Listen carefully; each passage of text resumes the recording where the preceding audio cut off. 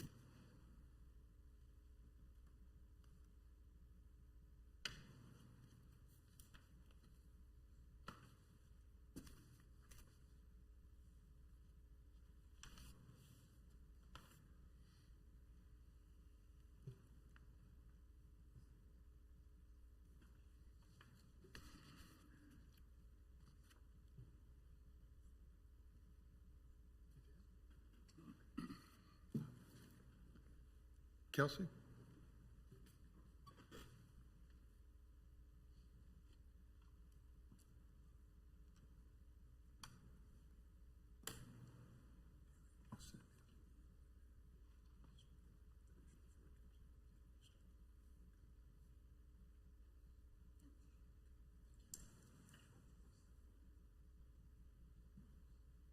Well, we're going to go ahead and begin. Let the last member catch up when he gets here. So I call this meeting, the June meeting of the Leawood Board of Zoning Appeals to order. Can I have roll call, please? Members Penn. Here. Sipple. Here. Dirksen. Here. Dunn. Here. Hurst. Here. Hawk. Bussing. Here. We have a quorum. And just like that. Thank you very much. First order of business is approval of the minutes. Has everybody had a chance to look at them? I move approval of the meetings as submitted. Second. Have a motion and a second. All those in favor, please say aye. Aye. Opposed, nay.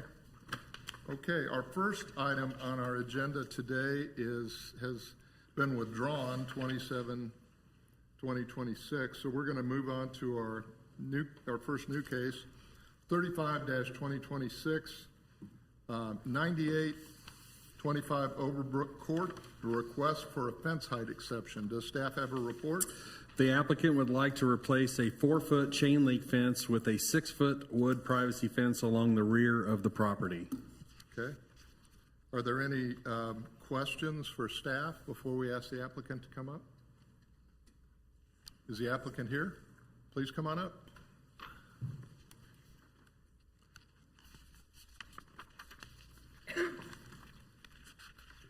Anyone who's going to speak on the record, please give me your name and address. If you're both going to, both of you do it, and if just one of you, that's fine. I'm Rachel Sleater. My address is 9825 Overbrook Court. My name is Matthew Sleater. My address is 9825 Overbrook Court. Thanks very much. You may present your case. Okay, we have printouts, but I didn't bring enough for everyone, so do you guys want to look at them? If you brought something you want us to look at, please bring it on up.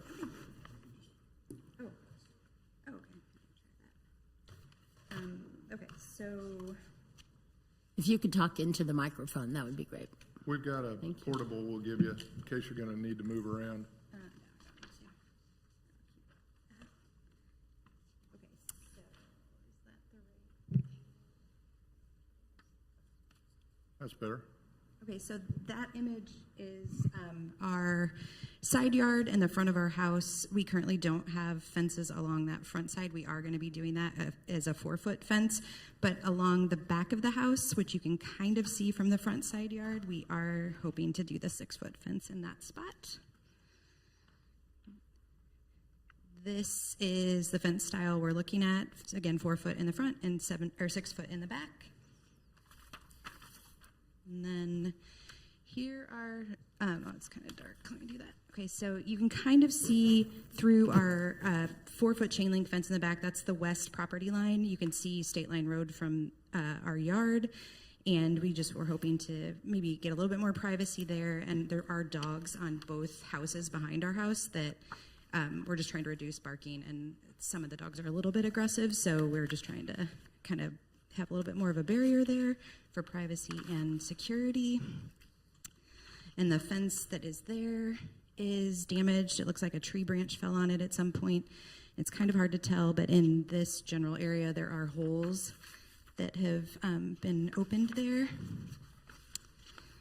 And it was really hard to get a photo of our whole yard because there are trees that kind of have grown into the fence on the west property line. So that's just from both sides of our yard. You can kind of see the area that we're looking at. Yeah, the 6-foot fence would go behind where those arborvitae trees are. And then this is an image, the one with the Jeep in it is us looking from State Line Road toward our house, so you can kind of see how our big trees have grown into that fence, and that is the area that we're going to be replacing. And then you can also see here that that's the fence where the trees have grown through. And then we also walked the perimeter of our street, and every house on our side of the street that has that west-facing property line all have 6-foot fences. So that's what we're just trying to match those. So that's the images we have. All right. Anything else? Nope. Do I have questions from the board for the applicant? I guess that we don't have questions for you. You can remain there while we have our discussion. This is an application for an exception rather than a variance, so all we have to analyze is the effect on adjoining property, the use and physical characteristics of adjoining property, and the proximity to our arterial streets. Anybody have any question about how the criteria apply to this case? Okay. You said that all the other neighbors have wood fences? Mm-hmm. Are they a 4-foot or 6-foot or a They're all combination? 6-foot. On that same west facing State Line Road, they're all 6 feet. Yeah, so all the Okay, houses so along the west side so of the back of your house, you see 6-foot and 4-foot fences. Your Well, house faces west. Our house faces west. I'm sorry. Yes, our house faces west, looking on the east side of the houses to our north and south. They have 6-foot fences along the back property around line. the back property line. Say that again? Along that back property line. Along that, yeah. The And then when was the chain link fence damaged? You comment that you had some damage. we don't know. I mean, we bought this house about a year ago. It was damaged when we bought it. It was damaged at that time? Yes. Okay. Yeah, I'm guessing the fence, based on its construction, it looks like it was probably original to the house in 1950s. It kind of looks like a tree may have grown through it, and the tree has since been removed because there's a hole about that big around in the fence. Yeah. Any other questions from the board? Is there anyone here who wishes to speak on this application, either for or against? Have notices gone out, Ron? No calls or concerns. Okay. All right, well, you know the criteria, you know the facts. Do I have a motion? Mr. Chairman, in case 35, 2026, 9825 Overbrook Court, request for a fence height exception in accordance with the LDO section 16-4-9.5A in R1 district. I move approval. Second. We've got a motion and a second. All those in favor, please say aye. Aye. Opposed, nay. It's passed unanimously. You'll be notified in writing. Thank you very much for coming in. Thank you. Thank you, guys.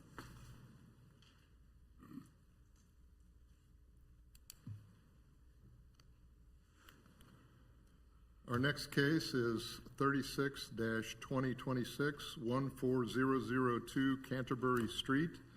A request for a variance to fence location in front of the building or line of the building as it extends to the side property line. Does staff have a report? The applicant has installed a 4-foot fence in the public right-of-way along the front of the home and has proposed moving the fence to the front property line and out of the public right-of-way. Any questions for staff?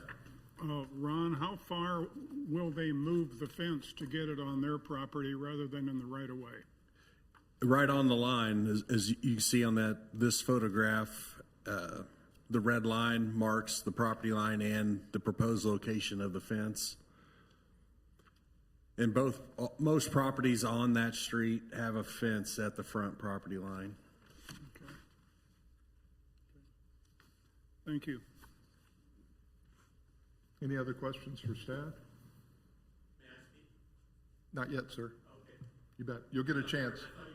You'll get a chance. Yeah, no worries. Any other questions for staff? Was this an existing fence or did the applicant build the fence? It was built, that's a new house, new construction, and the fence was built before the permit application came in. Any others for staff? Is the applicant here? Would you like to come on up?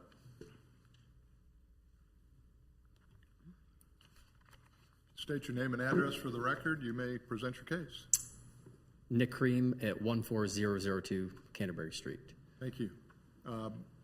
Please, I'm sure you know about what this procedure is, but it's a variance, so we have 5 criteria we have to find unanimously that it meets. And the 2 that always cause difficulty for us are the uniqueness of the property and the hardship criteria, which are legal terms, and I'm not going to try to tell you exactly what they mean, but that's where we struggle. So as you present your case, if you could help us with why you think this is a unique situation that would create a hardship that the law would not want to see happen, that would be helpful to us. Certainly. And as you can tell, I believe we've done this process backwards because there was a fence on it. So this is a new build. Exactly. Unfortunately, we received some conflicting advice, and the minute that we were made aware that we were in some sort of violation, we obviously acted right away. This was the last undeveloped lot in a cul-de-sac. And I believe it had been developed for many decades. And so we bought the property a couple of years ago and just completed a build and moved in about 5 months ago. A majority of the neighbors do have fences, some wood, some iron, so very, very common in the neighborhood. We were under the impression that it's like, I think it was stated as on the right of way, fully, should we be approved, fully understand, it would have to come back. The largest concern for myself and my family is the fact that because this was the last undeveloped lot, the neighborhood, and I think some adjacent neighborhoods, had thought it was almost the neighborhood park. And so dogs, children, there's a pond on the property that we share with a neighbor. And so understand that it was utilized for recreational purposes. Even after we had moved in January, you may remember there was significant snowfall. We looked out our window one day and there were kids sledding on the hill on our property. In the springtime, there were young boys with lines in the water on our pond, which I thought was great, but at the same time, I'm in the insurance business, and that poses significant liability to my family to have people on our property. And so we made a decision. We talked to our landscape artists, we talked to the fence company, and we wanted to really define that property. We had a tree line that we extended, and then we put the fence in again to show that this was in fact our property, because the house also is set far on the side of the lot, and that leaves a lot of open yard area to the front. So you almost could make the mistake of saying, well, they just bought part of the lot and built on that side, and this is still kind of common land. So we thought that the fence was going to serve several purposes.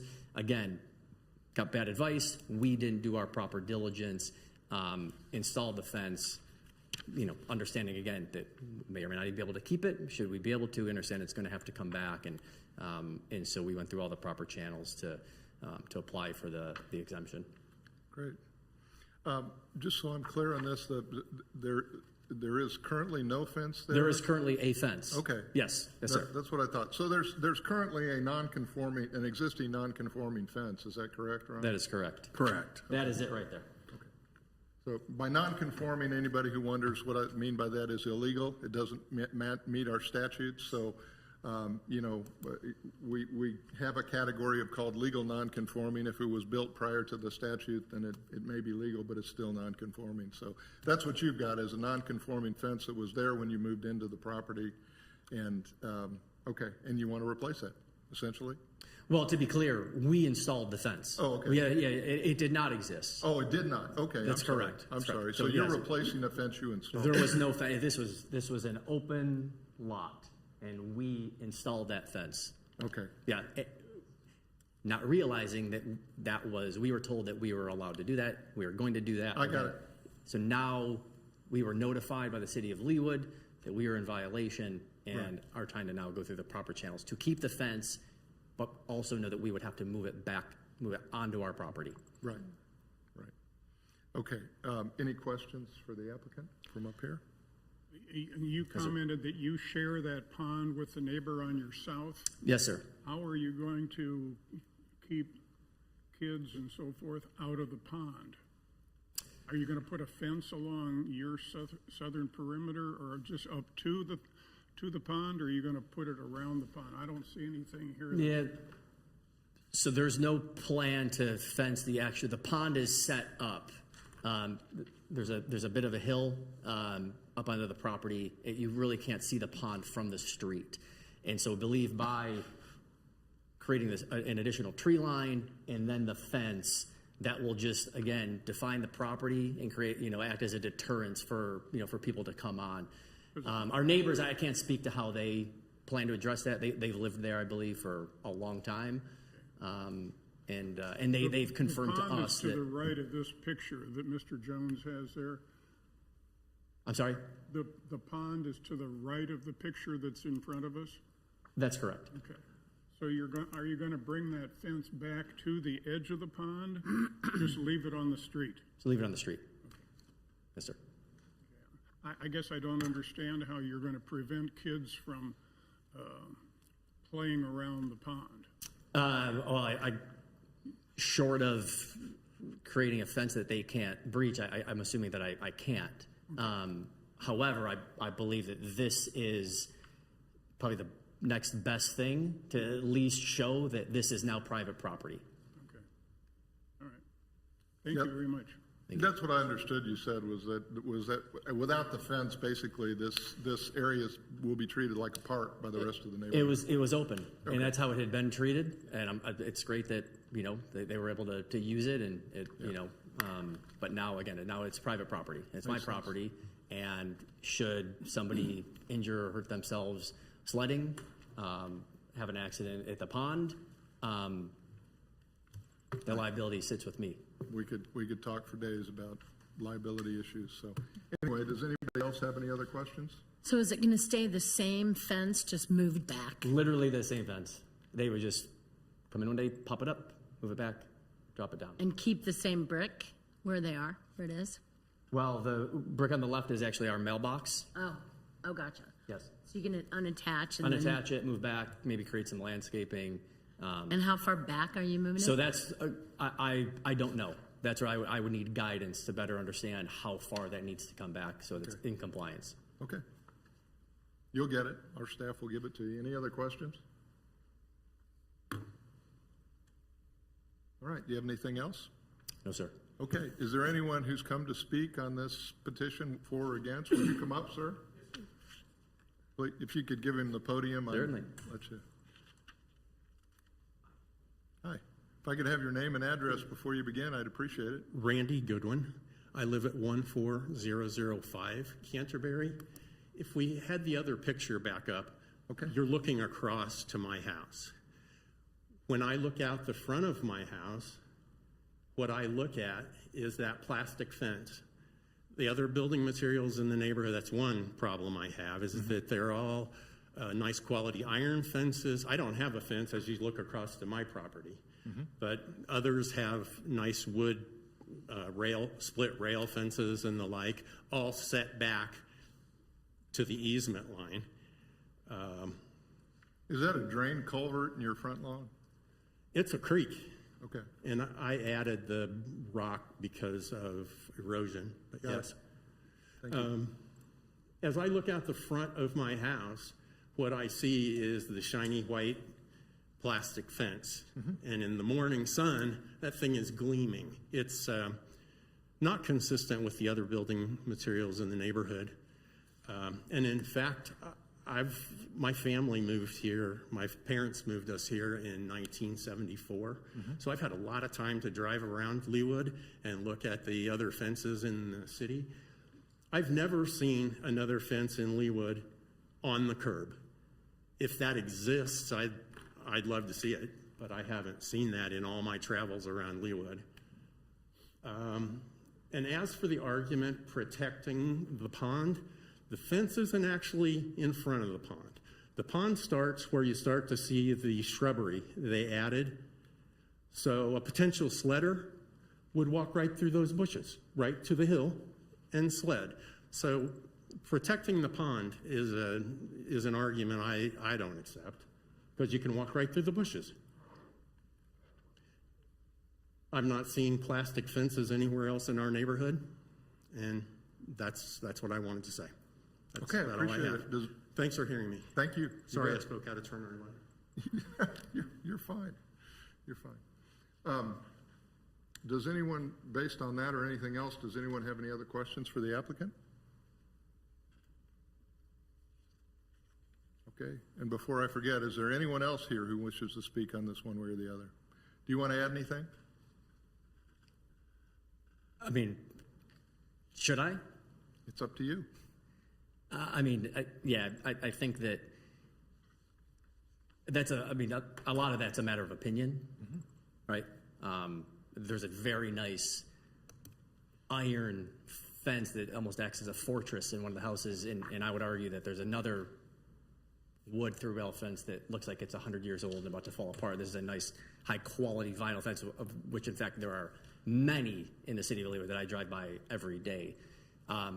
It is correct that it's not exactly hugging the perimeter of the pond, but there was nothing before. At this point now, it at least creates some sort of barrier, right, to send a message that this is now a defined property line. So I think both of those are pretty subjective comments, but and the fact that it's on the curb, that's part of the reason that we're here. I concede that point. We're going to move it back. Okay. So, Ron, you're showing us some pictures here. Would you help us a little bit with them? There's a couple of the adjoining properties that have fence out at the property line. That's the wrought iron fence to the southeast, and immediately to the south of the applicant is a split rail wood. And that you can see the curb line down at the bottom. Sure. So wait, for clarification, the wood and then the wrought iron ones are both legal non-conforming? Are they just non-conforming? The iron fence has BZA approval to be there. The split rail fence is legal non-conforming. And are those at the property line as well? Yes. Okay. Well, they're well beyond the build line is the main. Yeah, they're point. in the front, Right. but they're at the front property line, same as what the applicant is requesting. And the fence in the photograph now, it has BZA approval. I got it. I understood. And the material that you have built as the fence is non-conforming and not within Leawood guidelines? The material is compliant. Vinyl fence with the appearance of wood is a compliant fence Yeah. material. Because I've known it to be very clear what materials are used. So you used what was in the restrictions. the material is compliant, that's Yeah. correct. But vinyl fence is okay as long as it has the appearance of wood. This would be considered like a painted wood split rail fence. So that would be acceptable as vinyl having the appearance of wood, yes. And this fence will have to be moved to the property line. And it probably was surveyed, the property was probably surveyed when the house was built. So they could locate those again, and that's where they'd have to move it back to, so. Okay. Sounds good. Any other questions for the applicant? Travis, help me here. I believe there's a similar plastic fence on the southwest corner of 143rd and Mission at that large property there. Is that a plastic fence or is that some other material? I don't remember, but it could be. We have many vinyl fences out there that have the appearance of wood, and those have been accepted and approved in the past, so. And I think the claim would be that they would last substantially longer than untreated wood. That's the reason a lot of people want to install those. There's been many denied over time, but again, if they have the appearance of wood, they meet the criteria to be approved, so. So the question before us has to do with the relocation, not the material that it's going to be built with. Correct. Thank you. Well, just that it's located in the front setback. Right. Okay, any other questions for the applicant? All right, well then we're going to go through our criteria and make our votes, and you're welcome to wait there if you wish, or sit down while we do it. We'll call you back up if we need, okay? All right, so you all know the criteria. The first is uniqueness of property, and that basically says that if the request arises from such a condition that is unique to the property in question and not ordinarily found in the same zone, it can be approved as unique. So do I have discussion of uniqueness? Any thoughts on how to apply that to this? The uniqueness appears to the size of the lot. It's 2.5 acres, and there's not many lots in Leawood that have that kind of area. Okay, right. Anyone else? And also, I'll add the lake on the property is pretty unique. Not a lot of properties have that, so that's making it unique as well. Okay, anything else? Okay, then all those who believe that this petition meets the requirement of uniqueness of property, please say aye. Aye. Opposed, nay. The next is rights of adjacent property owners. Have notices gone out, Ron? Yes. Any responses? No calls or concerns about the BZA case. Okay. All right, you all have heard from the one neighbor across the street, but other than that, we don't have anything. So all those who believe that this application meets the criteria of rights of adjacent property owners, please say aye. Aye. Aye. Opposed, nay. Hardship, discussion of hardship. Mr. Chairman, I'll speak on hardship. We heard from the applicant that neighborhood kids, just others that live in the neighborhood, have been using the property and the pond for personal use, which, although might be fun, definitely presents a hardship to the applicant if that can continue. I definitely understand what the other person who spoke here said about kids will still be able to get in. However, I think the deterrent aspect there is really valuable. Just because people technically can climb the fence or run around or, find a different way, I think that deterrent is pretty important. So I do think the hardship would be met here. This is a fairly long length, I think, too, that we'd have to cover. So any other comments on hardship? It certainly decreases the liability of the property owner. Okay, absolutely. All right, any other comments on hardship? All those who believe it's met the criteria of hardship, please say aye. Aye. Opposed, nay. All right, public safety and general welfare, any comments? I just had a question for the applicant. Have you ever had a safety issue at your pond with neighborhoods playing in the neighborhood? Has anybody fallen in? Has anybody fallen through the ice? Has anybody ever, caused damage to the walls or the surrounds of the pond? Is it where a fence would keep them out? Not to my knowledge, no. Okay. Thank you. It's just a potential liability. It is. And the pond's going to be there whether the fence is there or not, right? Is the pond fed by stormwater runoff, or is there a spring there? Stormwater runoff. Any other questions before we vote on this criteria? Chuck, you finished? Well, I do have one more. Good. Is this your pond or the Homes Association pond? Half of the pond is mine. Okay. I own to the midway point, and my neighbor adjacent to the south owns to the midway point. So you'll have to succumb to property inspections by an engineer and things like that? No, sir.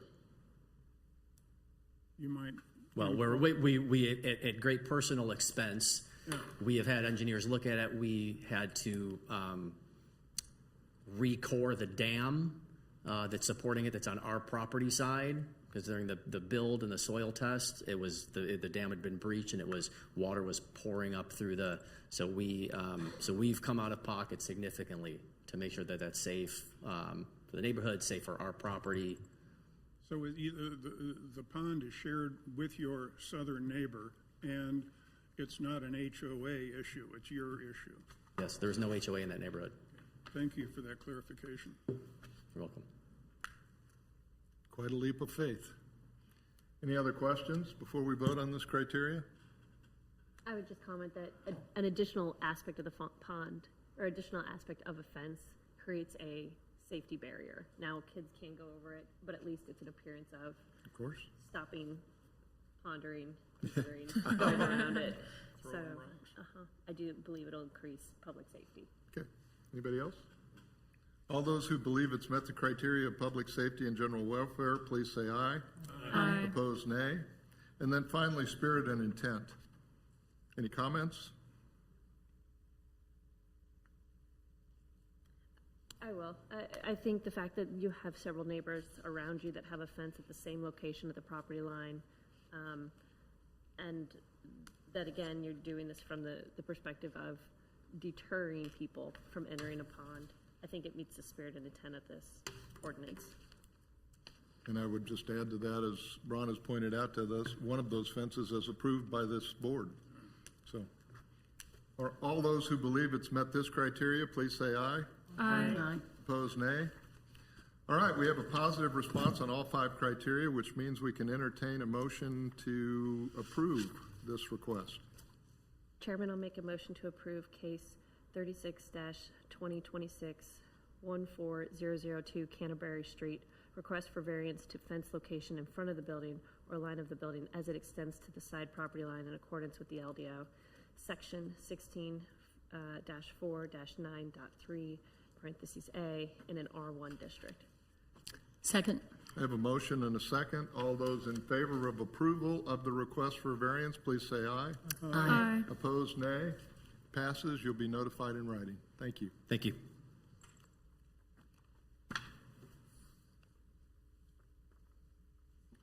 The next case is the same address as the following 2 cases.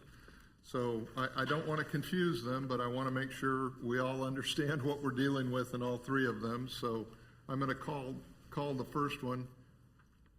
We okay? I'm going to call the first one and ask Ron to help us understand how the 3, why we have 3 of these, what each one of them covers. So anyway, this is case 37-2026, 8028 High Drive, request for a variance to the side setback. Does staff have a report? The applicant has proposed a redesign of a previously granted variance for a garage addition that will encroach approximately 5 feet into the side yard setback. The side yard setback for this lot is 15 feet. A variance of 5 feet is needed to build the addition as proposed. So just to be clear, this is a case in which we already granted a variance to build what within 10 feet of the property? Correct. This plan was approved with the addition, the corner of the addition at 10 feet. And now it's just a little bit of a redesign. The corner, this portion beyond the red line has been added to what was approved before. Okay. So we need to come back. Okay. And why are there 3? The outdoor kitchen, again, this is in the side yard. So Okay. the other variance is to not put it in the rear yard, to put it in the side. And then once it's in the side, now it's encroaching into the setback as well. Okay. So A portion of it, just a portion of it. We've got one that it deals with putting it, what are we calling this, the side? This is the side yard, and the addition, the garage addition is just a little bit of a redesign. It's more of the structure is going to encroach out to the 10 feet that was already approved. Then we have an outdoor kitchen in a side yard rather than a rear, and a portion of the outdoor kitchen encroaches into the setback. Great, thanks. And I'll just note that kind of looks like the back of the house. Is that because this is a corner lot? Because it's a corner lot, yes. Okay. All right. Any questions for staff? Ron, what has happened in the last 2 years? Would this thing sat in limbo and was not acted on, or the architects redesigned, or the house changed hands? To my knowledge, yes, but I mean, that might be a better question for the applicant. Okay. Any other questions for staff? Is the applicant here? Come on up. And as difficult as it is, I know you're going to present the bulk of your evidence in the first case and refer back to that in the second two, if you're like anybody else that does this, but we want to keep them separate if we can. So we're dealing with the first one, which deals with, Ron, which part of it is this? The addition, the garage addition. The garage addition. Okay, thank you. So Jenny Bunner, 8028 High Drive, Leawood. Randy Bunner, 8028 High Drive, Leawood. thank you very much. Please present your case. Well, I had kind of structured it to address from left to right, all three cases. So let me just look through my notes here so I can start with this case. No, that's all right. Okay. Just go ahead, give it all to us. I know we've been here before. What has happened in the meantime is my boss retired, and I had the energy for one project, and that was his retirement. And so I've retired him, and now I want to focus on our house project, so here we are. In 2024, our plans to extend the 20 by 20 garage by 12 feet required a variance and was approved. I do have drawings, and we will be keeping in the spirit of those drawings if you'd like to see them. We had put the project on hold, and over the next 24 months, we reflected on the original plan to extend the garage 12 feet, providing access to the attic space above it, and to build an outdoor kitchen. We realized the plans didn't fully meet our needs, so we modified those plans. 3 months ago, I submitted those modified plans for a new variance of 15 feet, extension to the garage, and a portion of that outdoor kitchen to be covered. However, there was some confusion in reading of those modified plans, resulting in the request of just one variance, just as we had done in 2024. The new variance was denied at the April 2026 meeting, and it was later explained to me, thank you, Ron, that 3 separate variances were actually needed for our new plan. I believe this confusion resulted in the denial of the entire plan rather than the denial or pushback on the one portion of the plan, that 15-foot extension of the garage, which was again approved at 12. What do we? Overhead you had before. Oh, I've got a couple of different things. You can put this here if there's room for it, or they can just pass it around, either way. First, I have some important points of reference. Our house is in the heart of what is considered historic District 1 in Old Leawood. So at Somerset to 83rd, Manor Meadow High. Currently, there are 3 homes on our block of High Drive, which is about 20 houses in total, that are being demolished and new homes are being built. Our goal is to preserve the original character, aesthetic, and architecture of the home while also improving the functionality to meet our current needs.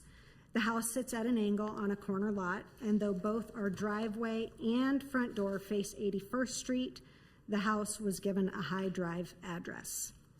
Also important to note, what looks like and functions as our backyard, the yard behind the house, is considered by the city to be our side yard, and the open space to the left of our house is our rear yard.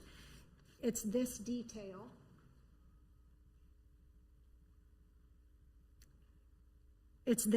missed in the reading of the recently modified plans that created the need for one of the 3 separate variances we've submitted for tonight. I have here a site plan. My apologies, I only have 6 copies, but it will be helpful to you, I think, as we move through the 3 different variances. Yeah, apparently we're having trouble with our video as well, so. We can't see the drawing that you've got there. But you got one to hand out to us? Yep. Yes, please. You may bring them up. Thank you. That's okay, we can share.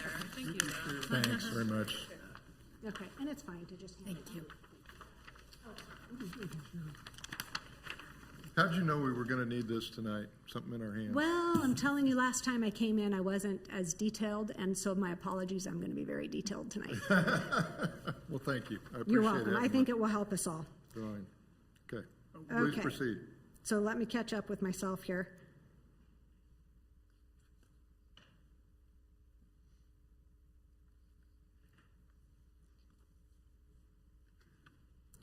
Okay, so there is a picture of the house. It shows kind of why it's a little bit unique in that what I consider our side yard is our backyard, and our backyard is our side yard.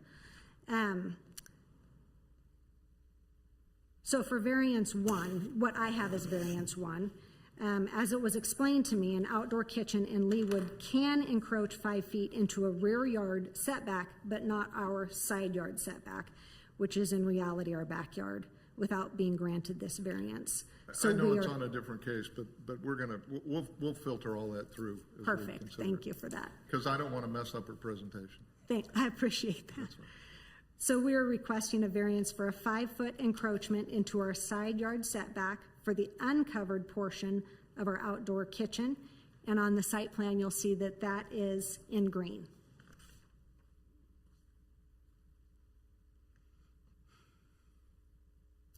Now some background for variance 2 and 3. Here I have a map of the streets surrounding our house and historic Leawood 1 outlined in red. I also have a packet here. Randy, if you want to hand that to him, that'd be great. It's a lot of detail. You're welcome to go through it. Is yours the house that's outlined in red? Yes, Okay. Ours is in red, and then, actually, let me put it. So our house or our parcel is marked in red, and corresponding on this packet that Randy's handing out to you, on each of the other numbered parcels, there's a printout. I've gone on to the Joco Ames mapping website and have printed out 16 surrounding parcels showing the parcel outlines in blue and building footprints on those parcels.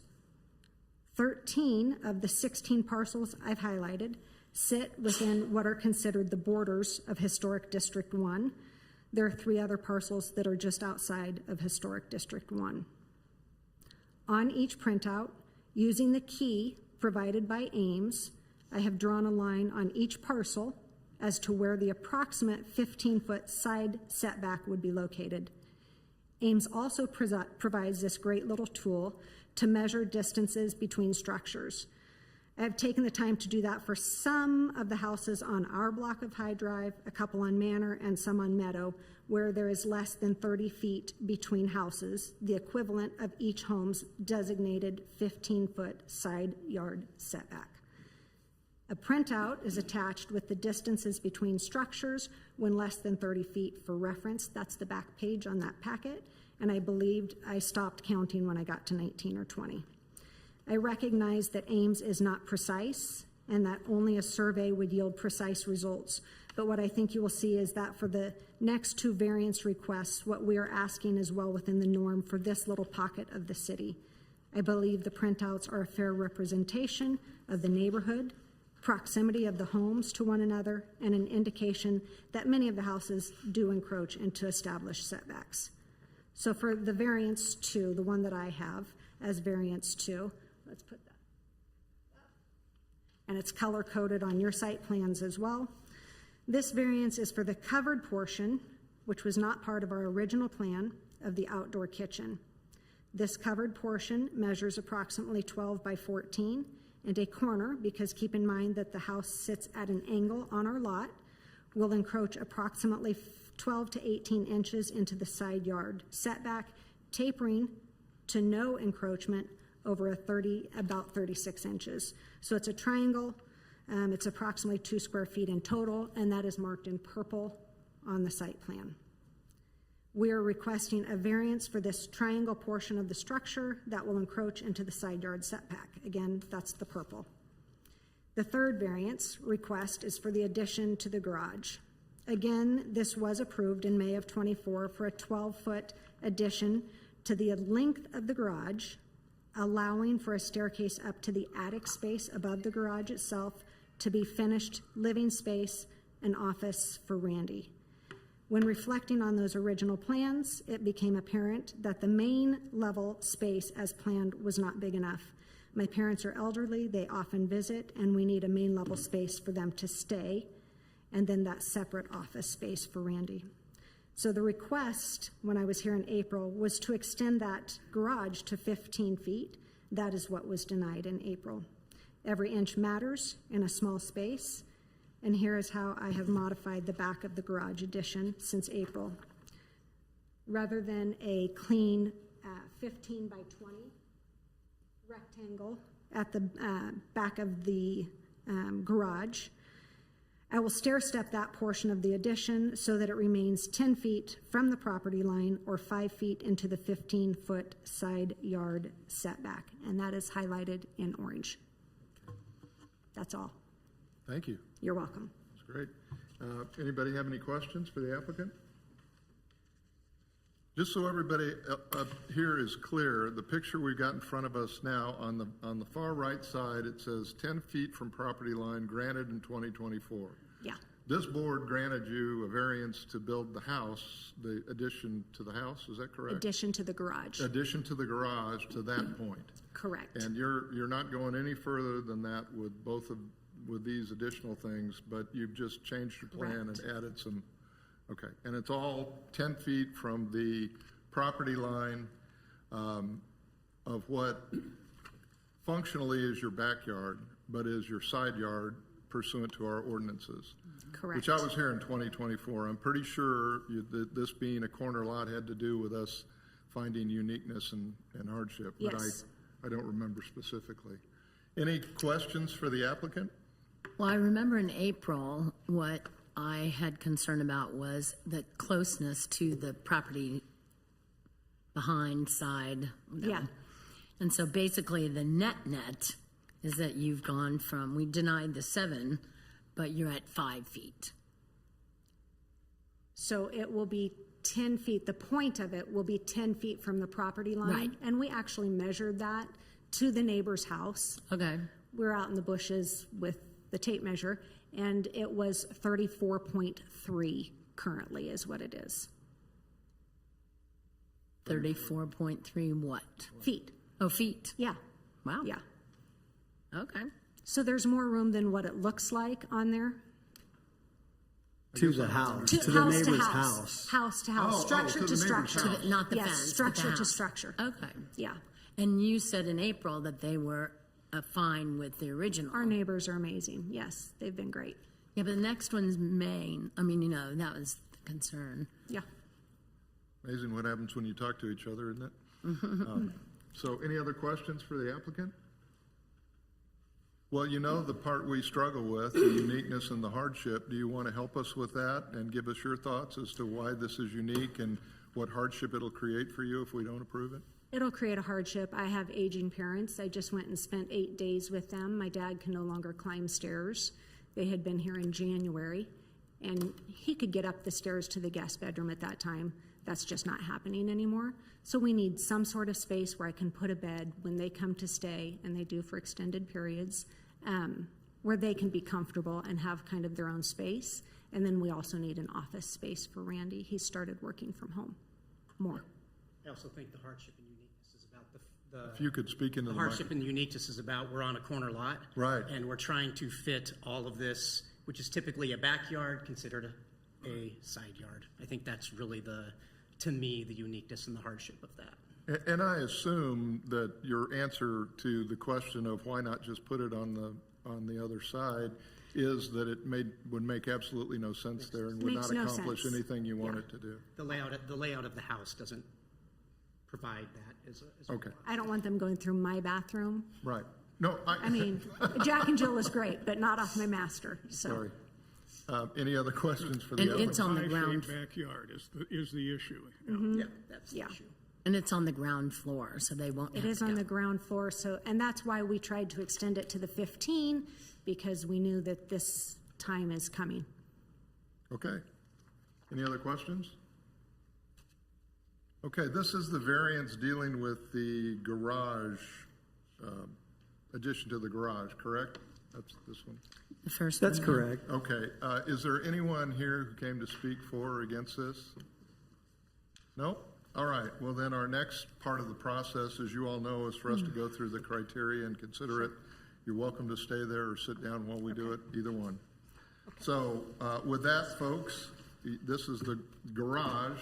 I think that's would you leave the colored one up there? That was really helpful. That one, The garage is the orange part. correct. Yeah, so this is the one about the garage. Ron, could you get it to show on our screens here? It's not showing on yours? Oh, it's just on theirs. I think their screen's not working for some reason. Because you asked me questions. Kidding. Mike, I think we got a screen down maybe, or It doesn't have any power. Reboot. is it a power button look over thing? Yeah. There's no power. Let me see if Mike, You can take a peek at mine. Okay. Perfect. There we go. Thanks, Ron. Oh, great, wonderful. So, anyway, No, that's for the audience. Well, we can look. we got it. So this is for the orange portion. Would, the first criteria is uniqueness of the property. Does anybody want to comment on that? Sure, I will. I think the uniqueness of the property is that it is a corner lot, and so in addressing how the applicant would approach this problem, where they're putting all their items in is technically their backyard, but it's viewed as a side yard. Great. Anyone else? I agree. I think that they're trying to preserve the nature of the neighborhood on a corner lot and doing the best they can, so I think it's a very unique situation. Thanks. This is in a historic district. The home was built in 1947, which makes it one of the older homes in that part of the city. Yes. Gary? Oh, Chuck got it. Chuck got it, okay. Anybody else? Comments on uniqueness? All those who believe the uniqueness criteria has been met, please say aye. Aye. Opposed, nay.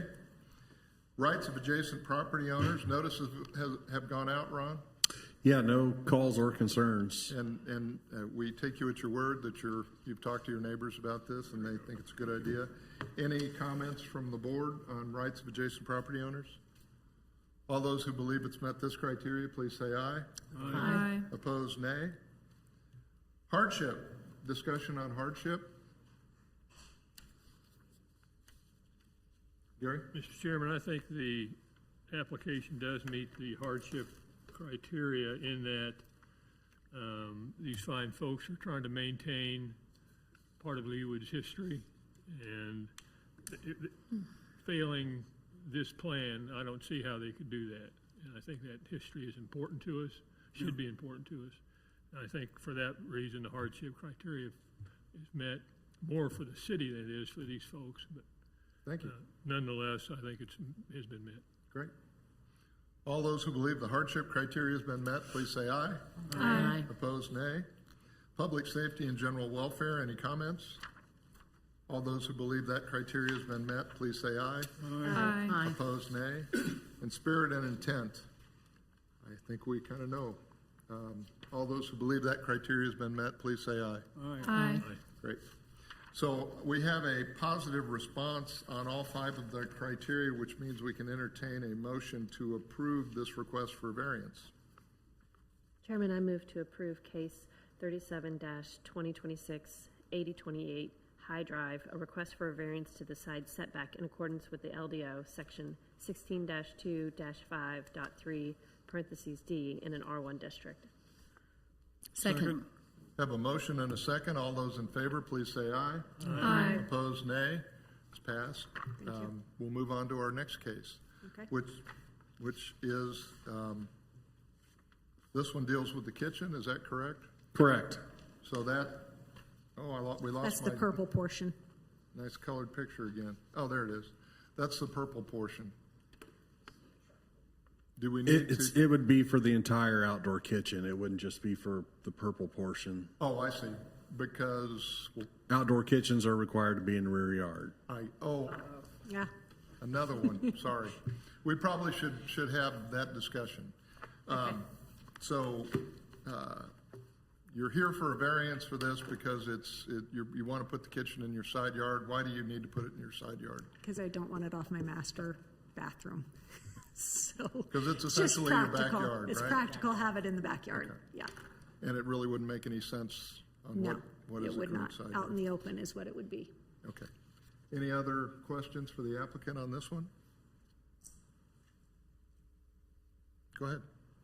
I'm sorry, can you put that back up? So which one is technically considered your rear? Say that again? The rear The rear. is over here. Okay. So let me show you an image of that. This is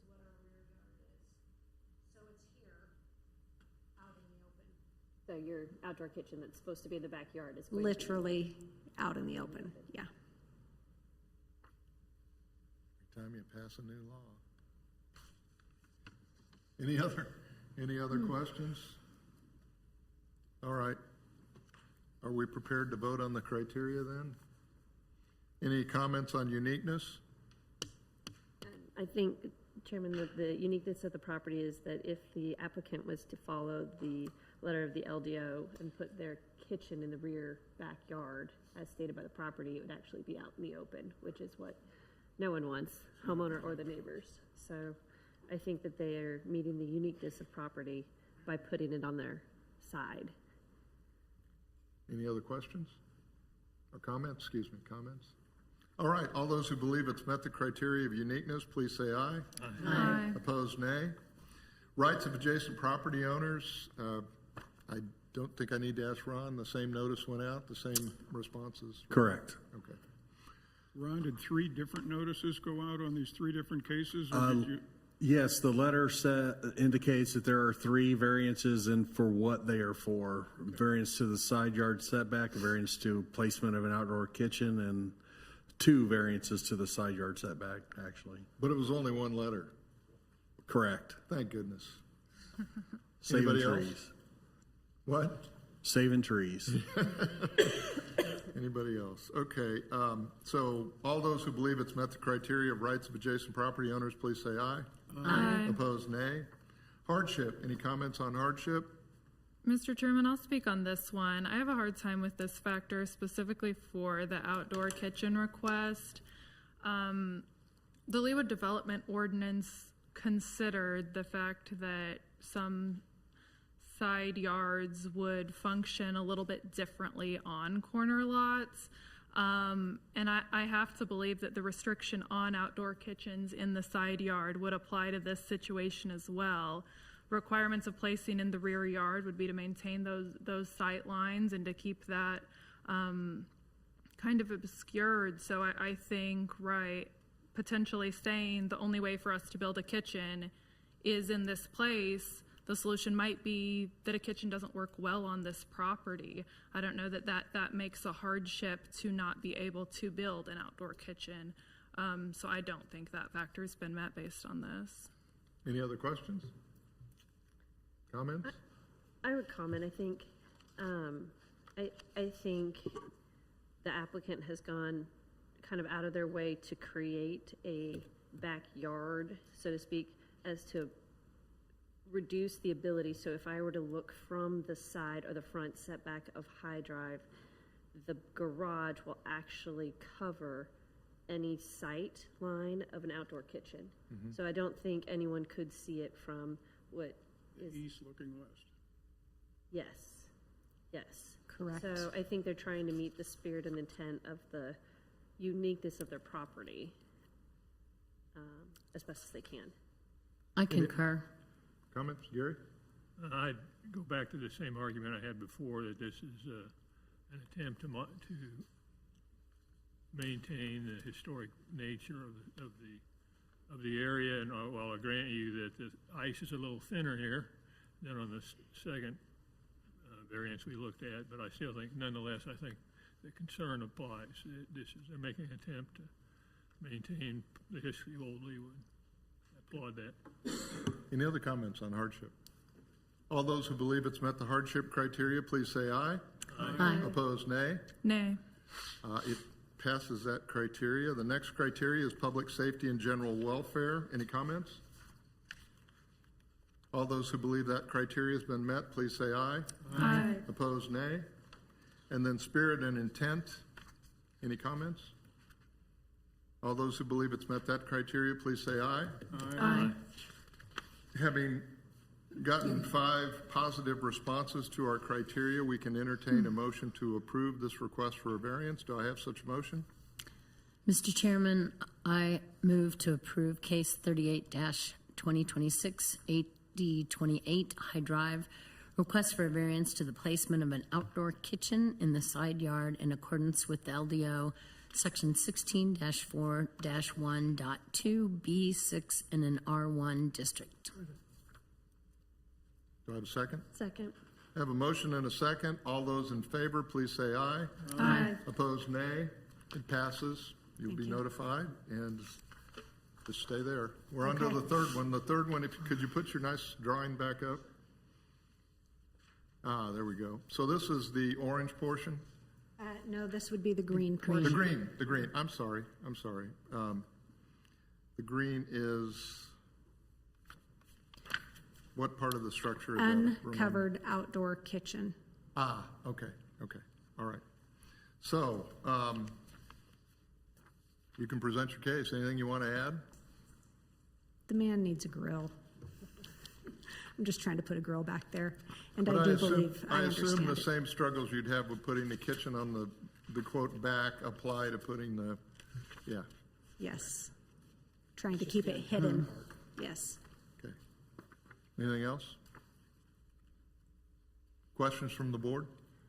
Are you going to have a canopy over the kitchen or a pergola or anything like that? We're looking at designs right now, and so that covered portion is going to have a roof. It's going to be covered and about 11 feet of counter space under there. Keep in mind, it's not a very big space. And then we wanted to move the grill outside of it just so we don't have to worry about ventilation of that covered space. It'll be within the green area. All your equipment and the canopy will be in the green? The green Yeah. is a counter with a grill, Okay. and then Would there be other fixed? a sink, and that's up, no, a grill. Because, I mean, once you agree that the green is going to be the outside perimeter of this new development, there's nothing else outside of that you're No. going to put in? No. That was my question. I'm sorry, I should have articulated That's that right. better. Any other questions? This is the covered portion, and that grill station is the uncovered. The highlighted area is all uncovered, and that's what's encroaching. Thank you, Ron. Thanks, Ron. Any other questions? Okay, with that, we're going to run through our five criteria, the first of which is uniqueness of the property. Any comments? Okay, all those who believe it's met this criteria, please say aye. Aye. Opposed, nay. Rights of adjacent property owners, all those who believe it's met this criteria, please say aye. Aye. Opposed, nay. Nay. Was that for rights of adjacent property owners? That is for Sorry. adjacent property. Okay, would you like to speak on that? I'll just comment for the record that I think that an outdoor kitchen placed just 10 feet from the property line, even if neighbors now are totally okay with it, that property could be sold in the future. And I think the property owners are being done a disservice by having an outdoor kitchen so close. Okay. The next criteria is hardship. Any comments on hardship? Mr. Chairman, I'll comment on hardship. I think, again, the Leawood Development Ordinance considered the fact that side lots would be interpreted in this way. An unnecessary hardship upon the property owner, I find a hard time that, not being able to have a grill would meet that standard, even though we're in the side yard. So I won't be able to find in favor of that factor. Any other comments on hardship? All those who believe it's met this criteria, please say aye. Aye. Aye. Opposed, nay. Nay. Okay. Public safety and general welfare. Any comments? All those who believe it's met this criteria, please say aye. Aye. Aye. Opposed, nay. Nay. And then spirit and intent. All those who believe it's met this criteria, please say aye. Aye. Aye. Opposed, nay. Nay. Having gotten a majority on all five criteria, we can entertain a motion Mr. to Chairman. approve this request. I'm sorry, could I ask staff a question? Oh, of course. Ron or Travis, don't we have some specific language as it relates to fireplaces, kitchens, outdoor kitchens, that relates to their distance from the property line and from the house, the housing structure? Yeah, we do, not necessarily from the house, but from the setbacks, yes. Just, we don't have one from the distance from the living structure. No, not necessarily, as long as the equipment met clearance requirements and, and clearance to non-combustible construction around the equipment is typical. Okay. Thank you. Thank you, Mr. Chairman. Oh, fine. Any other questions? Then we can entertain a motion. Do I have such a motion? Mr. Chairman, on case 39-2026, 8028 High Drive, request for variance to the side yard setback in accordance with the LDO section 16-2-5.3D in an R1 district. I got the right one, didn't I? Second. I have a motion and a second. All those in favor, please say aye. Aye. Opposed, nay. Nay. It's passed. You'll be notified in writing, and Thank you. good luck with your project. Thanks Thanks for for coming your in. time.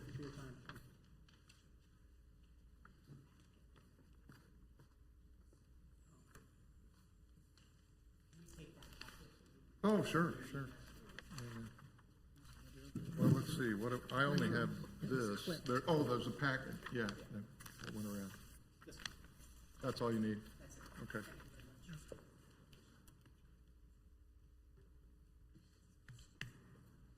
All right, we're moving on to case 40-2026, 2015 West 81st Terrace, request for a fence height exception. Does staff have a report? The applicant would like to replace an existing 6-foot wood privacy fence with a 6-foot fence along the perimeter of 3 sides of the property. Okay. And a proposed fence, it's black aluminum. It's not a privacy fence. I see. Okay. Are there any questions for staff? Is there a need to have a request when we're actually doing the very same thing with the same type of wood with the same height? Yes, you might turn your mic a little bit, Mel, towards you, but I did hear that. So is there a requirement if it's a replacement fence at the same height? Yes. If there wasn't a previous approval, this is a lot that has a pool, but this particular fence doesn't serve as the pool barrier. Otherwise, it would be allowed to be up to 6 feet. But to answer your question, yes, that's why we're here with this one. Any other questions for staff? Well, I'm confused. Maybe I'm easily confused. You're going to replace a wooden fence, and then back in the attachments, it's an aluminum fence. Yeah, the current fence is wood. The new fence will be black aluminum. Okay, well, in the requested Yeah. action, it says wood to wood. Yeah, It's gonna be that's, wood to aluminum. we're changing that on the fly. Okay, I'm sorry. That's the difference. Okay. But the materials are not here for our approval. What's here for our approval is the height, 6 feet, right? Correct. Okay. And it's replacing a 6-foot fence, correct? Correct. At the same location. Which, yeah, in the same location. Yes. Okay. And there's a 6-foot fence around the pool deck also. Okay. All right, any other questions for staff before we ask the applicant to come up? Is the applicant here? Come on up. My name's Chuck Keneally, and I live at 2015 West 81st Terrace. So the reason that we want to do this is we have that 6-foot wood fence. We've lived there for 27 years. And when we moved in, we had a 6-month-old. And so we put up a barrier between the pool and the house. We're going to, the wood fence that we have in that one area is just constantly falling apart, and we're having to do repairs on it. We're getting weary of that, so we'd like to replace it with an ornamental 6-foot fence, because I don't think we're going to keep that wrought iron fence that we have. We've had some concrete repairs that we've done for the pool deck area, and our kids are all out of the house now. We're not planning to take that wrought iron fence down now, but based on the concrete and future, what I'd hate to do is spend money on a 4-foot fence, have to do work to the concrete, put the 6-foot fence back up, and then when we can just do the 6-foot fence now. That's basically the request. Any questions for the applicant? All right, any discussion before we vote? Is it more of a safety issue or an appearance issue? I haven't really thought about that. I think that it'll be more of a safety issue when we take down the wrought iron fence, if we ever do, because it would be a 4-foot fence. It'd be easy to hop over a 4-foot fence versus a 6-foot fence. Thank you. Any other questions? Do I have a motion?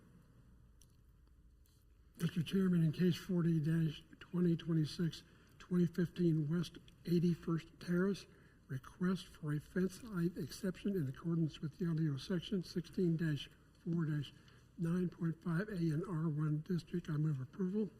Second. I have a motion and a second. All those in favor, please say aye. Aye. Opposed, nay. It's passed unanimously. Thanks for coming in, sir. Right, thanks for your time. You bet. Our next case is case 41-2026, 12900 Canterbury Street, request for a fence height exception. Does staff have a report? The applicant would like to repair an existing 6-foot wood privacy fence along the perimeter of the property.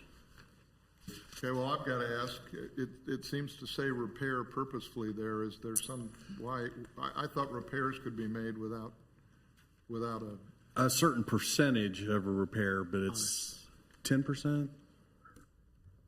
It's really 50% of the value of the fence, but what's the value of a dilapidated fence? So it can be kind of tricky to establish what that is. So we generally wouldn't let large repairs to something that's non-conforming, to be fair to everyone and be consistent.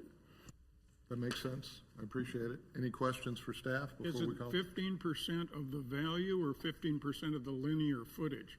50% of the value of the fence. So what's the value of a dilapidated Of a fence used, typically is deteriorated what you would be trying to assess. Is that $500, $1,000? That's above my pay grade. Thank you. Any other questions? Is the applicant here?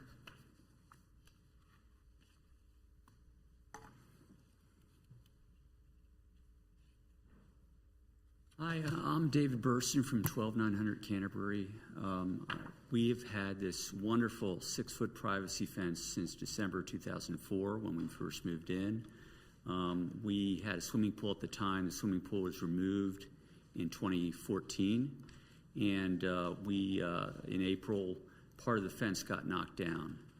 And so what we want to do is we want to keep the fence going as it is with 6 feet high, same cedar fencing, no change in the look or anything.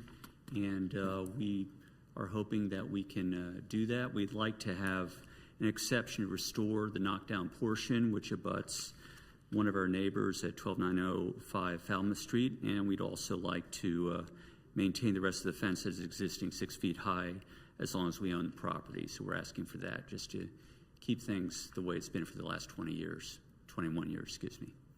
Any questions for the applicant? It'll have a similar appearance to the existing fence?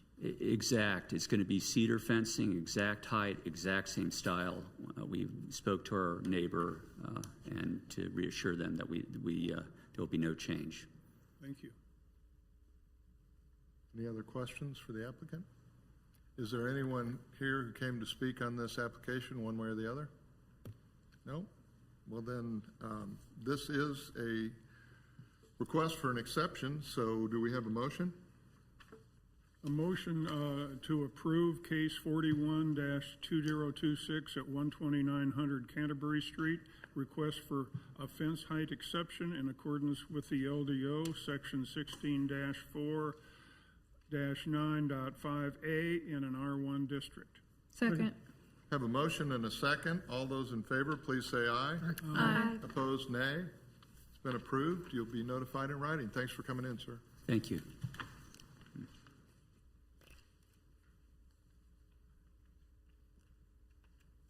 Our next case is 42-2026, 8000 Belinda Road.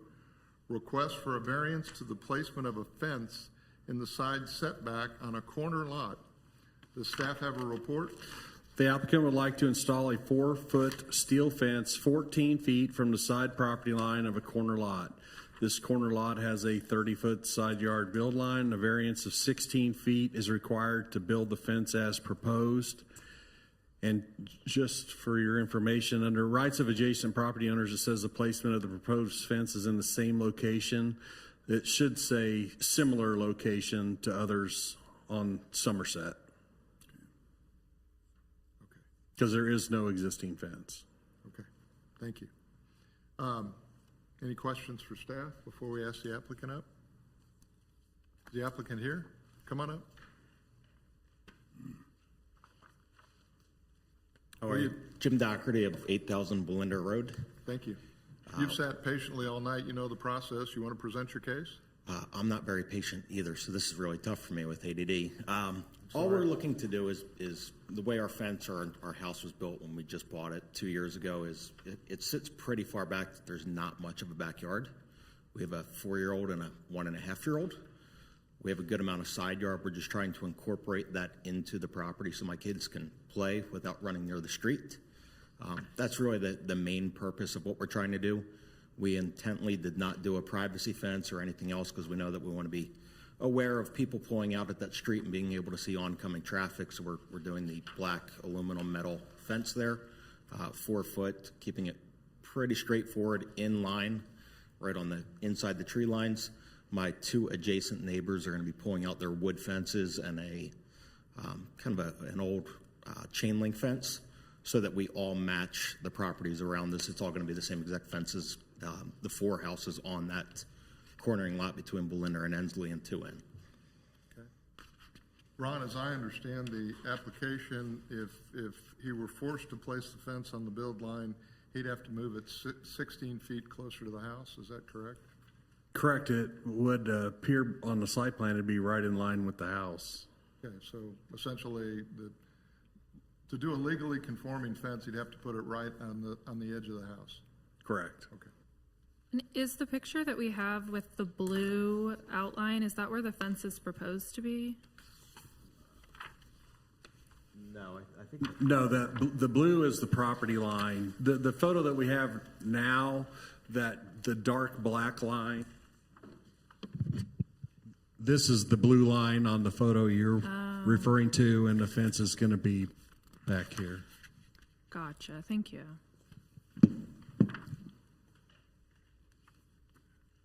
Any other questions for the applicant? Would you restate what your neighbors are doing in the same area with the same issue?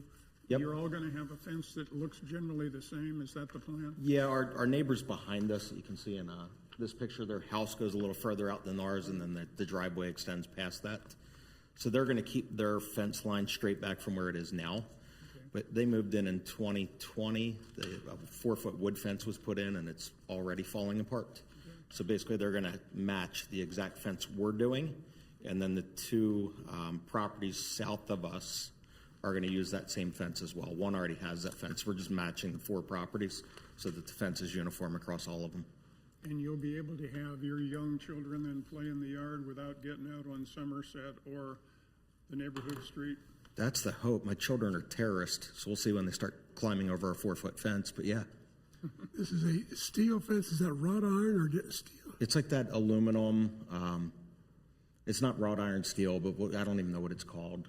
It's aluminum to have the appearance of wrought iron, basically. That's really common fencing in Leawood. Yeah. Doesn't rust. It replaces what used to be wrought iron. It's now made out of aluminum. Looks the same. Just out of curiosity, Ron, do we have any pictures that would show where the fence would be if he had to place it right on the build line? None of those are really measured as far as where it would go. Or maybe this black line here is 30.4 feet from the property line, so the fence would have to be on this dotted line. So essentially, he'd have to put a fence in, cutting off his entire backyard. Side yard. Side yard. Well, it's a corner lot, so we don't know what it is. Yeah. Basically, the fence would go right on the corner of the garage directly back is where but it would just cut off all the property behind the house. Correct. Or on the side of the house. The side yard, correct. Okay. I just wanted to make sure we had a visual picture of what that. Think of the time you'll save mowing. I don't do that. So yeah, sure. It'll save someone time mowing, not me. We don't go this late very often. We're That's getting fine. giddy up here. So. Just to confirm, though, the proposed fence is going to line up with your neighbor's wood fence as No, it no, no. stands? Their wood fence is further in. So theirs will still come back where it does, and then ours would shoot off a little bit from that. Okay. Their wood fence would, I can't really remember exactly, but it actually kind of goes a little past where our house is, the way their house is sitting. That picture is just looking at it on an angle where it looks further in. That answer it, Jacqueline? No, I'm not sure. So whose fence is further in the sight line? You were talking about proximity to the street, being Yep. able to see the cars. Is your fence closer to the street, or is your neighbor's fence, which I assume is legal non-conforming, closer to the fence? We are hoping that ours would become closer to the street to give us that side yard property. Got it. Okay. Thank you. Theirs right now is basically driveway, like all the way up until that in concrete. We That- just want to use more of our yard space. The neighbor's fence, this black line with the 3 dots, that's their fence, and it's in line with the house, where that fence is currently compliant, which is why Thank you. it's in the middle of the house, though. Okay. Any other questions for the applicant? Did that answer it, Jacqueline? Yes. Great. Questions? All right. As you know, this is an application for a variance, so we have to deal with uniqueness and hardship. We've talked about it being a corner lot. Do you have anything to add to help us decide whether those criteria apply in this case or not? No, it's just sight lines. I tried to, in the pictures, make sure I showed that it wouldn't affect the cars and the neighbors around us, and being able to see that the fence is on the inside of the tree line of those arborvitaes there. And like I said, just trying to get more play space for the kids. Okay. All right. Then the next stage of the process is for us to vote on our 5 criteria. And as I've told others, you're welcome to stand there if you wish or sit down. We'll go through this. Uniqueness of the property is the first criteria. Does anyone have any comments on this? Mr. Chairman, I think the uniqueness here is found in the fact that it's a corner lot, and we don't really know what we're doing with corner lots anymore. Seems like it. Corner lot on a busy street. Yep. Okay. Any other comments on uniqueness? All those who believe it's met that criteria, please say aye. Aye. Opposed, nay. Rights of adjacent property owners, I assume notice is going out, Ron? No calls or concerns. Any comments on the rights of adjacent property owners? Well, I think Mr. Doherty is going to do this in conjunction with the neighbors, so I think the adjacent property owners are buying into this whole project, so. Amazing what happens when you talk to each other, isn't it? So, all those who believe it's met this criteria, please say aye. Aye. Opposed, nay. Hardship, anyone want to comment?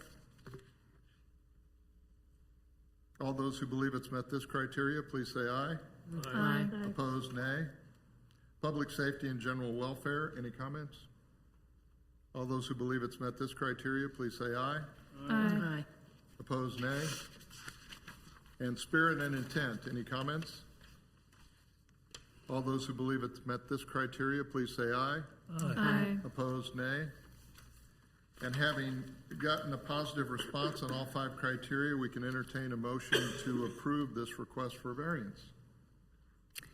Mr. Chairman, I move to approve case 42-2026, 8000 Belinda Road, request for a variance to the placement of a fence in the side setback on a corner lot in accordance with the LDO, section 16-4-9.3A in an R1 district. I have a motion and a second. All those in favor, please say aye. Aye. Opposed, nay. It's passed. You'll be notified in writing. Thanks again. Thank you. Our last case for tonight, I should say, is 43-2026, 8822 Ensley Court, request for a variance to the square footage. Does staff have a report? I'm sorry, we have one member who has to recuse herself due to relationship with the applicant. Thank you. Where was I? Does staff have a report? The applicant was issued a remodel permit and has gone beyond the approved scope of work. The newly proposed addition will bring the total square footage of the home to 4,899. The maximum square footage for this lot is 3,739. A variance for an additional 1,160, which is 31% above the max, is needed to build the addition as proposed. And the approved. I could provide context on this. The existing house is non-conforming, so it's actually 4,534 square feet. There was some modest square footage that was approved with the original permit that was underneath the roof footprint, some expansions of those. The case that's before you tonight, they had a first floor, and they've done now a second floor addition above that, which is 140 square feet. So that is what they need the variance for. They basically added a second story where there was only one story on this remodel they're doing to the home. And just for clarity's sake, the reason you're putting that way is that if it were 20% or less over the maximum allowable square footage, it would be an exception, not a variance, correct? Correct. Yeah, the house probably is already over the 20% at 4,534. Okay. But that's the reason that we're not dealing with an exception, that we're dealing with a variance. Correct. The little amounts add up, and it's already over the 20, so it needs a variance for the little amounts to be added. Correct. Any other questions for staff? Explain the 140 again. This addition for this variance is 140 square feet. I just wanted to make sure, because the staff report, overall, this will bring the house to 4,899 square feet. The existing house was 4,534. There were small additions that were under the roof footprint that technically were increased square footages that had already been approved. This project's been going on for a little year and a half or so. But now they're adding a second story above a first story. So this addition is 140 square feet and needs a variance. So are we under the, The sentence here in the requested action, the variance for an additional 1,160 feet. Where did 1,160 come from? Well, 1160 is just the amount that it's over what's allowed for the lot size. But again, the existing house was legal non-conforming at 4,534 square feet. So it's not a new 1,100 square feet. It's The additional 140. It's an additional 140, correct. The staff report was just missing a little context, and so we're just trying to provide that to you in advance of hearing I think I got it from the applicant. That's good. Thanks, Travis. Okay. So we still in compliance with under 20% then? No, it's over, but so was the existing house. I don't know what 4,534 is. The existing house was over 20%. Okay. So the existing house was legal non-conforming. Yeah. The point I think is that the square footage of the variance is a lot greater than the square footage of what's added to the existing structure. So when we are getting up to this amount of square feet, if then this property were to get sold and someone were to try to build a 4,899 square foot house again, tear down, rebuild, since it has already been approved for this lot, would it need another? Because my concern would be like the precedent, just kind of looking ahead to that issue. So it would probably be a case-by-case basis in the sense that the plans would be changing. So if the variance were to remain the same, you would have to look at what the new plan is. So if the plan is changing significantly, which it probably would if it's a tear-down rebuild, it would probably need to come before the BZA again because it would be a significantly different plan, kind of like the case we had earlier today. It had been before you but then plans changed, additions were created. We still had that same variance, but because the plan had changed, it was back before you. So it would be kind of something you look at subjectively. Gotcha. Thank you. I feel confident that if that happened, it would be back before us. Seems like it. Given the history. It would be one. It would be back before us if that happened, if there were a tear down and a rebuild. Any other questions for staff before we ask the applicant to come up? All right, is the applicant here? Please come on up. And I would note that you all, before you start, folks, you all had a email received by Ron Jones that was placed on the credenza in front of you, or two of them actually, from neighbors. Just wanted And to there make were sure. multiple Which emails in the total packet. 5. Oh, okay. Also. There were ones in the packet too, but I just wanted to make sure you saw the new ones that we got today. Okay, folks, would you please state your name and address and present your case? Hello, I'm Elizabeth Jeffers, and we're at 8822 Ensley Court. And Thomas Jeffers at 8822 Ensley Court, but we aren't physically living in the house because it's in the middle of renovation. So we're currently living at 2004 West 92nd Street, which is another house that we own. Okay. So you may present your case. Excuse me? You may present your case. Thank you. So we have some, go ahead. One quick thing. I'm He also has. hearing impaired. I'm sorry. You have to read. Sorry, I'm hearing impaired, and so I read lips. And so if I have trouble hearing you, I may ask to have you restate your question, if that's okay. I'm sorry. Of course. Of course. All right. So this is a bit complicated. We're in the middle of a renovation, and if we could, is there any way you could make that a little bit bigger? Thank you so much. Okay. We're at 8822 Ensley Court. It's a small cul-de-sac of 7 homes, all built.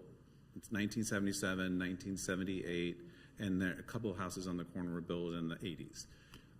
The house on the top is what we bought 3 years ago, which was a legally non-conforming house on the lot. We did not know that at the time. We just bought the house. We, like I said, we live over on 92nd Street and want to keep our kids in Corinth Elementary School, and so we started this project. So here we go. The lower picture is where we are right now. We are way into it. So we got an approval for permits and go on. So this is the most important slide. And this is going to recap what we were just talking about a few minutes ago. The maximum allowable square footage for Johnson County, including the 20% exception for our lot size, is 4487. When we purchased the house, Joco said it was at 4534, which is what we'd heard a little bit before. Our architect, when they went through and actually measured it, they measured it at actually 4348. So it's slightly less, and part of the reason is they used round numbers and all throughout the house, and the garage is actually smaller than what they had said. We came for the building department in 2024 to ask for a building permit to increase the size of our house. It was a very unique house. It's contemporary, as you could see, and it had a triangular shaped living room in the back of the house, which was already covered by a roof, as was mentioned before. And so what we did is we infilled the covered porch area to create a square living room rather than a triangular shaped living room. So we were able, so in this request, we came before and made a building permit and asked for this increase of approximately 411 square feet. And we received a building permit. The challenge is that we were actually non-conforming at the time, and realistically probably shouldn't have been able to get the building permit at that time without a variance. So was the building permit issued on a mistaken number for square footage? No, all the numbers were there on the drawings, et cetera. It You was a can't former. explain Correct. Okay. We can't explain why we were approved. Okay. I can't explain. But we were. It was a different planner in place at that time. Thank you. So that permit allowed us to build 47 59. And so now we're even more above where the legal amount is. And then this request is for an additional 140 above what has already been approved. The challenge for us is when we went through this process, we had no idea that we were at a legal allowable square footage on the lot. It hadn't been raised by the city during our application process, and we moved forward with it. And there's very specific reason why, not just because we want additional square footage, that this additional 140 square feet came about.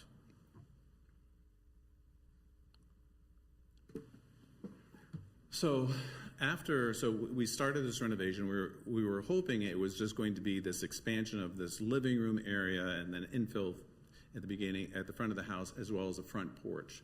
But what happened is, as soon as we opened up they put new hardy board on the exterior of the house. When we started taking some of that off, we found termite damage, wood rot, water damage. We also had an infestation of bees, of ants. I mean, it's hard to make this stuff up. I've done many, many, many house projects, not necessarily in Leawood. I've lived all over the country, and I have never faced anything like this before. And that's part of the reason why this whole process has gone on so long. Basically, in order to be able to redo the house, instead of just knocking it down, which is what a lot of our neighbors are doing, not on our cul-de-sac, but in our approximate neighborhood along 89th Street and adjacent streets, we decided to actually rebuild the house essentially 10 feet at a time, going all the way around the house on all the exterior walls, first floor and second floor, to be able to restructure the house. We had to replace sill plates. We had to replace studs in the walls. It's been an enormously difficult process. What this variance is about is on this south elevation of the property, it's mostly 2 stories. This house is 2 stories, which is unique in this neighborhood, but it was unique in 1977, was it had a 14 by 8 foot pantry that was 1 story with a shed roof on it. And that particular area was built incorrectly from the beginning. And after we opened up the area, we saw not only was all the sill plates rotted out, but the corner of the house the posts had rotted so much that it actually sank 4 inches.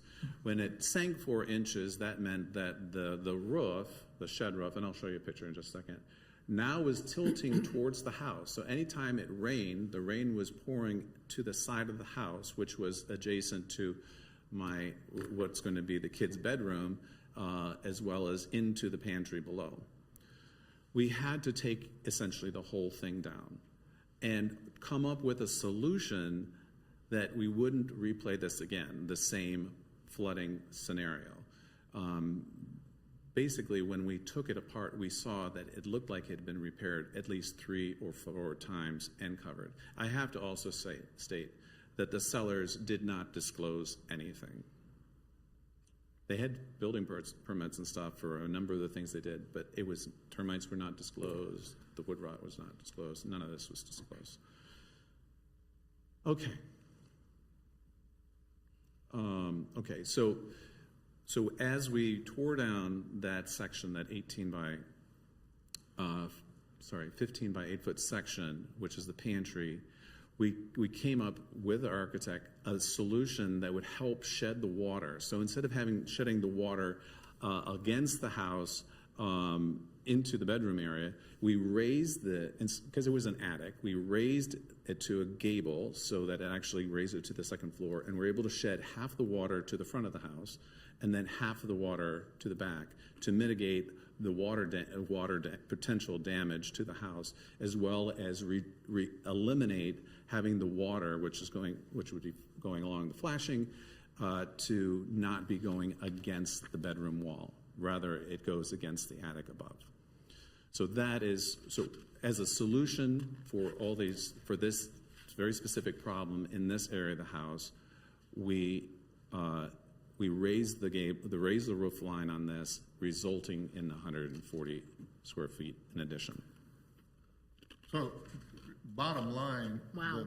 the 140 feet you're adding is a result of just changing a roof line to avoid wood rot and damage from water Yes, drainage? into the future, we're trying to solve that problem for into the future.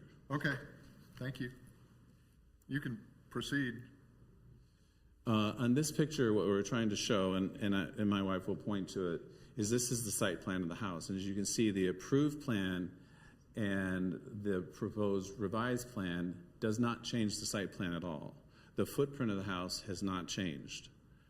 What has changed is instead of having a shed roof in the left drawing, we have a gable roof in the right drawing, but it's now at 2 stories rather than at 1 story.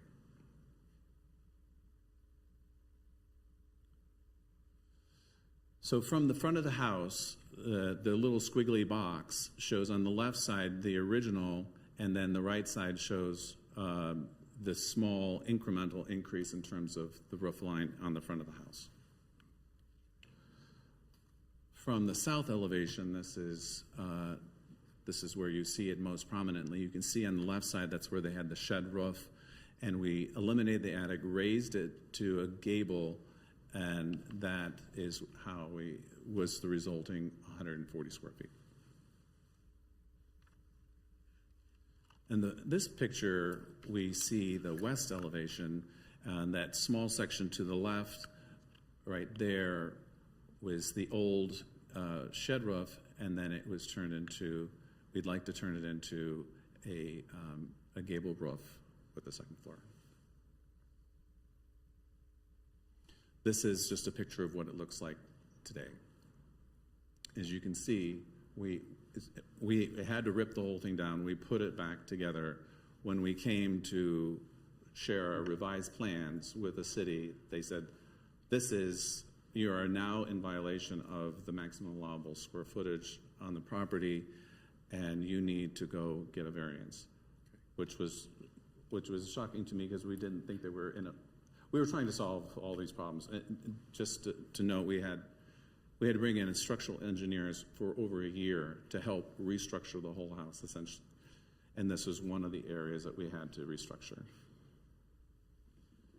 So I know there are 5 criteria, and so I was trying to address them along the way. We appreciate it. So in the first scenario, I mean, it's not the property, it's the property dimensions itself. The uniqueness, I think, in our situation is that we have a non-conforming house that we got a building permit for, which was in a non-conforming state, which we had no idea that we were actually in a problem state, and then the house was just rotten, and we were just trying to fix it, and just instead of knocking it down. I mean, one of the things that people along the way told us is you just should knock it down, just get rid of it instead of maintaining it. And so that's what we did, is that we believe that it was just a really unfortunate set of circumstances, and especially the condition of the house. We would never have pursued any additional square footage if we knew we were over the maximum allowable. Had you known, you would have knocked it down a long time ago. Well, I mean, honestly, if we'd found out from the very beginning, we'd probably just sold the house and knocked it down, right? Yeah. Yeah, we would have. Mr. I mean, Jeffers, just to be honest, it would have been way cheaper. could you go back to the previous picture and kind of walk us through what was rotten and where the water got into that addition there? Okay, sure. Yeah, I'm going to try to do my glasses. Oh, thank you. So this corner was the big problem right here. So this corner sank because all the water was intruding along this wall line right here, going inside the house. And then what it did is it's hard to see, but this wall right here, this whole wall was rotten out, and the walls on the inside of the house are rotten. The water came down here into the basement as well and compromised my steel beam, which is holding up the house, which had to be fixed as well. Also, as you can see, all the water drains straight into a window well down here, which is not ideal either. That's not where the water came in. It came in through this area on this wall right here. The flashing was compromised, and the roof structure was was angled towards the house. So the whole structure had to be taken down. There was no way at all to repair it. We had to actually start from the basement and build it all the way up to the first floor, and then build it the first floor up, rebuild all those walls in that area, as well as all the joists. And then we had to do triple land beams in multiple sections in order to be able to get the structure in place again. Could I maybe oversimplify by saying that you went from a roof that was like this to a roof that's like that? That's exactly what we did. Okay. But it helps with shedding water. Yeah, I get it. The way we did it. I get it. Okay, thank you. So will this variance adversely affect the rights of adjacent neighbors? In our opinion, that we don't think it will actually have any negative impact if, because we're not changing any of the footprint of the house. The footprint exists exactly as it is. The only change is that one area, the roof, actually increases in height. The neighbor to our south, just to the left of us, Michael and Barbara, Michael has been in the house all the time. He is well aware of the situation. He is in favor of supporting this variance request, and he doesn't have any negative comments, or he only has positive comments. So the next one is the strict application of the LDO will constitute unnecessary hardship upon the property owner. This is the best way I can explain it, is that we bought the house for our family house, so our kids could go to Corinth. We undertook an expansion. We went through all the right channels to do the renovation. We actually were able to figure out how to have this additional square foot without changing the footprint of the house at all. It was all under the existing roof structure of the house, except for this 140, which we took the shed off to eliminate a structural problem and turned it into a gable.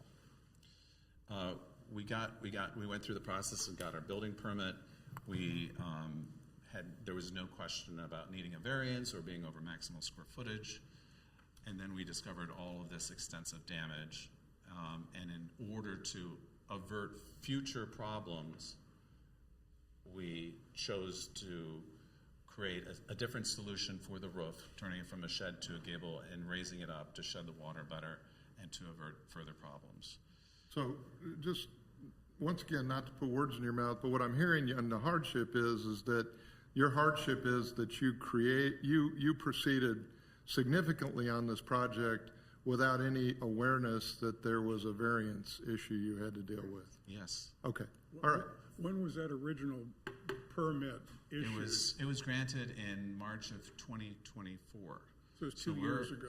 We didn't start construction until later, but yes, this has taken so long, and the last thing we want to do is interrupt our neighbors. And I think it's interesting is that we've talked to all of our neighbors, and they okay, so on the last slide I'll say, there are 18 letters we sent out. I visited 18 houses at least 3 times.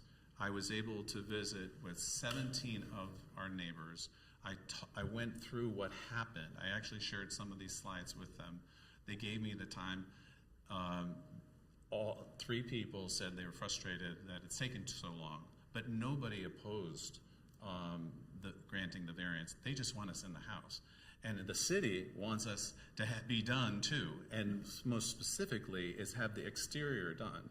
And we are racing. We've got plumbing, electrical, heating inside the house right now, trying to get ready so that we can get the drywall up so we can get the stucco.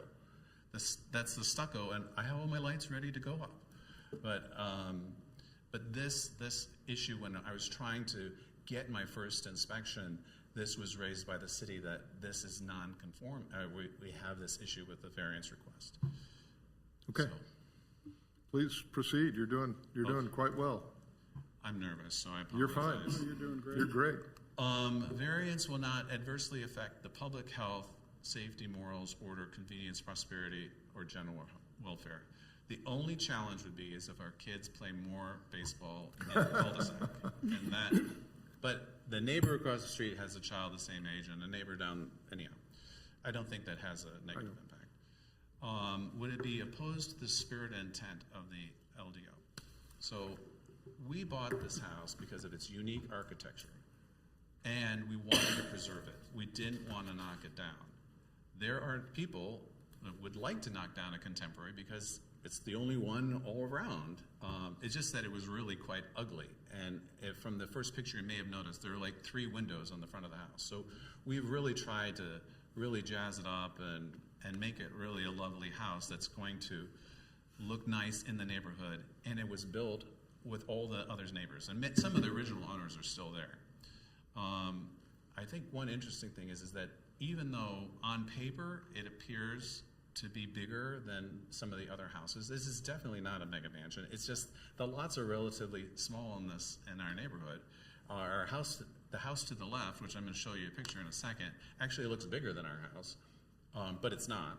But the house to the right of ours, which is Cape Cod, that looks like it is smaller than our house, is actually bigger than our house. It's just random based upon the style of the houses. Anyhow, so we were trying to keep the house, not do a knockdown, keep the same design, and as I think from the first picture you saw, here's a picture that I was referring to in terms of our neighbor to the left. So this is Michael and Barbara's house. Those are the ones that are most affected. That's the south elevation. And realistically, their house looks about the same size, if not bigger than ours, just because of the elevation of it. I don't have a picture of the other side of the house. Thank you so much for considering our application. This is really important to us. This is our family house, and we just would like to move into it as soon as possible and don't want anything that might possibly delay it. So thank you. Mr. Jeffers, did you ever live in the house? I'm sorry? No. So it's been unoccupied since you purchased it? Yes. Any other questions from the board for the applicant? Well, you didn't mean to, but you bought a problem, but you've created a solution. We inherited a problem and created a solution. You're correct, We're sir. trying to save it, yeah. Are you going after the previous owner? No. Unfortunately, they died. One of the things, actually, it's interesting about the previous owners is that they both had arthritis and couldn't use stairs. And so they actually designed this house with an elevator in it that they only installed 8 years ago. And that's really one of the primary reasons why we bought this house, is for our elderly parents to be able to access bedrooms on the second floor. Okay. Any other questions? Is there anyone who came to speak on this, for or against? We've got all the letters. Okay. Then we're going to consider our 5 criteria, and you can stand there and listen. Or before we do that, though, I want to make sure you know that we really appreciate your excellent, thorough presentation. A lot of folks don't do that, and we really appreciate that you did it. Thank you. It was one of the best. It was very good. So having said that, are there comments from up here on uniqueness of property? No? All those who believe it's met this criteria, please say aye. Aye. Opposed, nay.